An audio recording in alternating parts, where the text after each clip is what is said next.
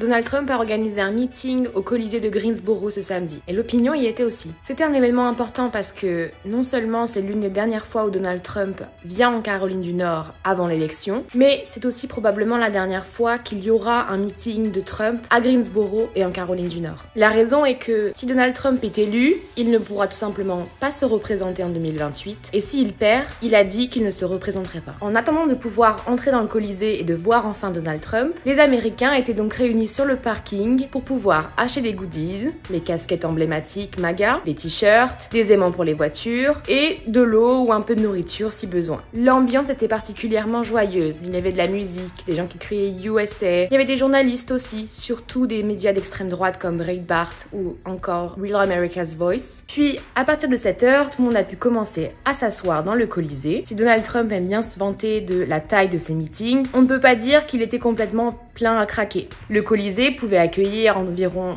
20 000 personnes et il y avait toute une partie des gradins qui étaient complètement vides. Et plus haut dans les balcons, ils avaient également fermé les sièges. Alors, une partie de républicains de Caroline du Nord ont commencé à parler lors du meeting avant que Donald Trump arrive. On a eu par exemple l'évangélique Franklin Graham qui a délivré la prière, mais il y a également eu Ted Budd, le sénateur de l'État. Dans les gradins, les Américains sont en casquette et ont des petites affiches qui disent « Trump will fix it », c'est-à-dire Trump va réparer la frontière, l'économie, et également plusieurs t-shirts politiques avec I'm voting for a convicted felon, c'est-à-dire je vote pour un condamné. Beaucoup de musique, du Miley Cyrus, du Guns N' Roses, souvent en fait une playlist qu'on retrouve dans tous les meetings de Donald Trump. Et après plus de 1h45 de retard, Donald Trump arrive enfin.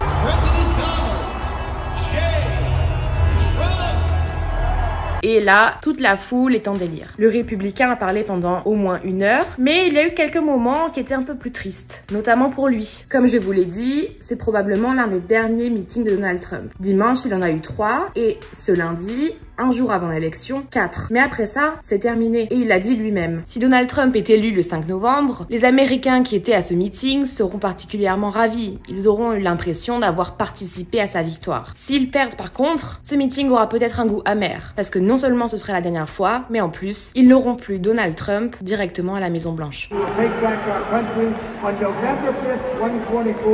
The most important day in the history of our country. That's what it's going to go down as. Thank you.